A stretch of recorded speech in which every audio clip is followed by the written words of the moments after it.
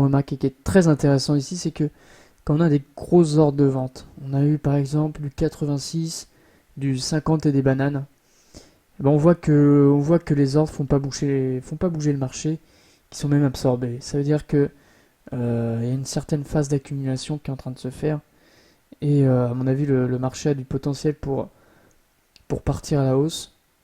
Donc on va attendre que le marché soit à un bon prix ou qu'on voit une certaine agressivité acheteuse pour se positionner. Et dans ce cas-là, faire un trade un peu plus moins orienté scalping, mais plus intraday, donc qui va durer plus longtemps. Bon, là, c'est des niveaux de prix qui m'intéressent pas du tout pour acheter. On est en haut du range. C'est le meilleur moyen de se faire plumer. On a fait pas mal de petits trades qui ont dû nous rendre plutôt neutres niveau balance, niveau équité.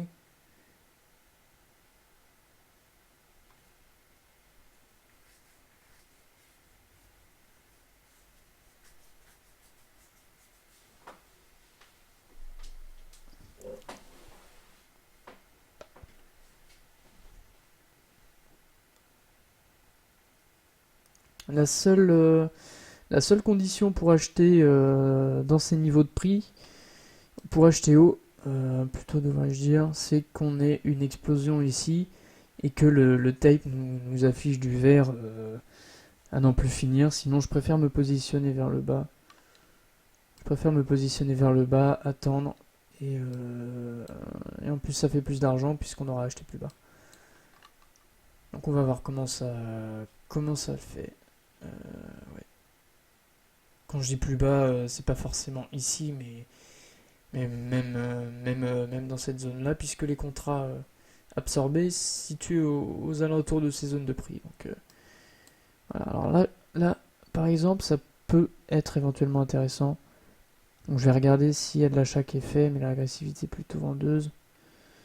Ouais, c'est plutôt vendeur pour l'instant. On va attendre de se positionner.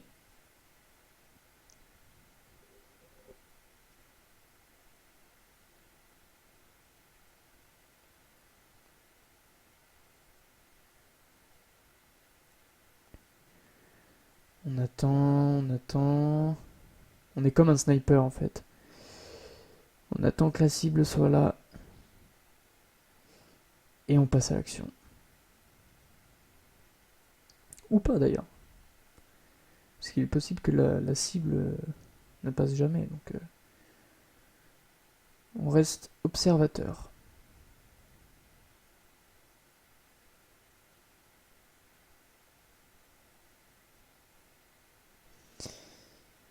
Là on a plus d'agressivité à l'achat. Mais il y a zéro grosse main. Hein. Ah, il y en a une à la vente. Il y en a une à la vente.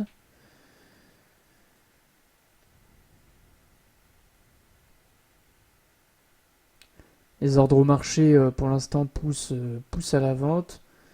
On va voir si... on voit, c'est même carrément qu'on s'aperçoit que ça n'a pas tant d'effet que ça sur les prix. Voilà, allez, 2-3 ticks en bas et je rentre long. Avant que ça parte.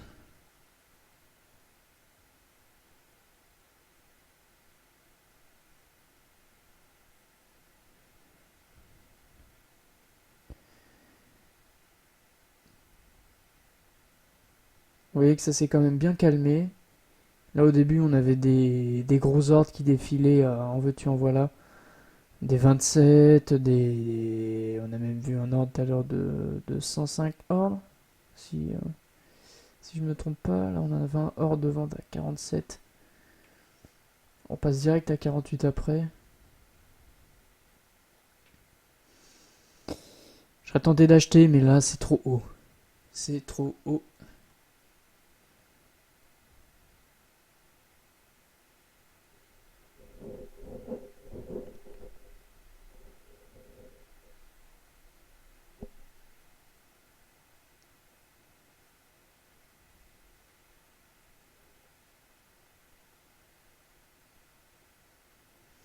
Ça retrace un peu.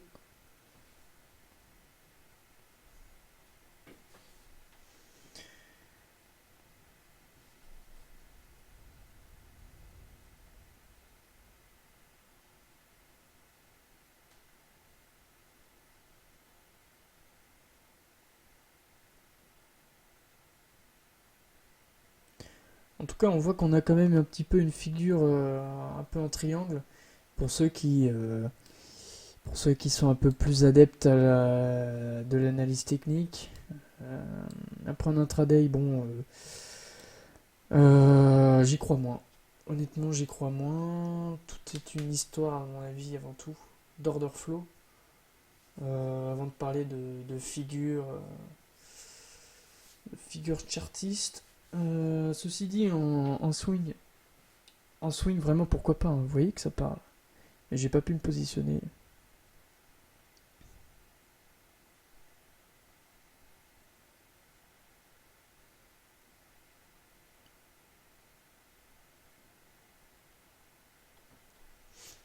Bon, c'est pas grave.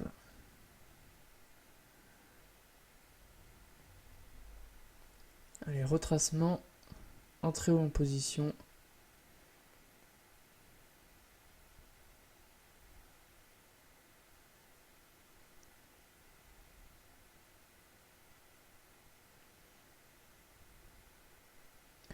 On a un ordre de vente qui a fait un petit peu bouger le marché apparemment.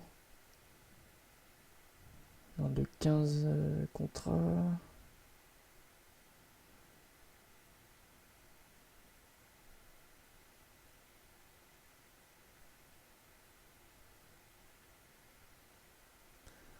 Là, je suis prêt, pourquoi pas, et j'ai envie de dire pourquoi pas, à passer à l'achat. À passer à l'achat. Je préfère attendre.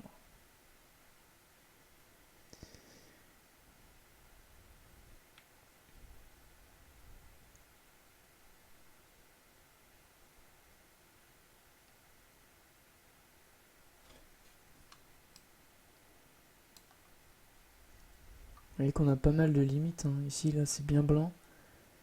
On a pas mal de limites à la vente. Ok. Alors, est-ce que je rentre? Oui. C'est en train de péter. Ou alors fausse cassure, je sais pas. Mais on a pas mal de contrats. On est en train de se faire avoir.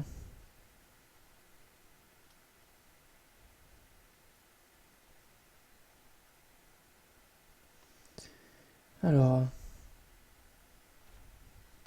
on a toute cette limite ici qui est assez forte. On a 76 contrats. Vous voyez au carnet d'ordre là. 84 maintenant. Qu'est-ce que le marché s'attend à faire? On va le savoir bientôt.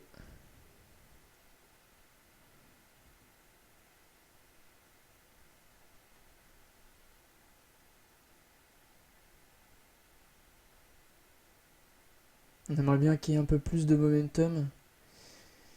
Que le marché ait un peu plus la patate. Voilà. Ça commence peut-être.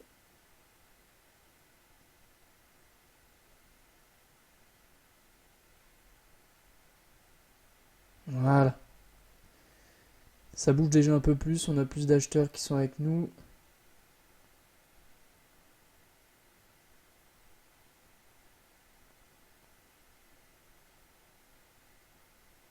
On va rester en position.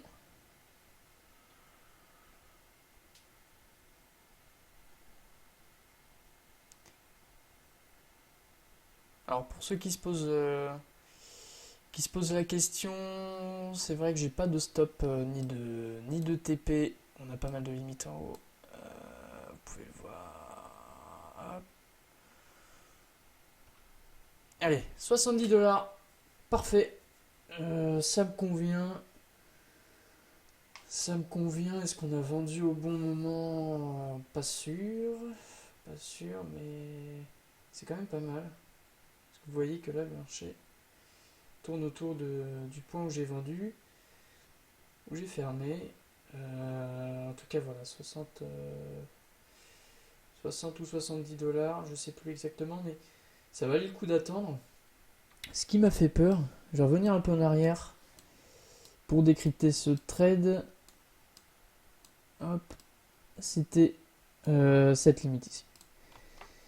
90 lots, 90 lots, mais vous voyez que c'était du bluff, puisque quand on s'en est approché, on n'avait plus que 70, 47. On a mis la limite dessous, vous voyez, 112 bids ici.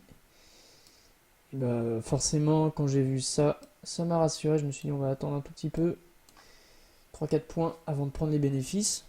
Et ça a été fructueux. Donc voilà pour cet extrait de Trading Live. Je vous remercie, à bientôt sur la Trading Touch.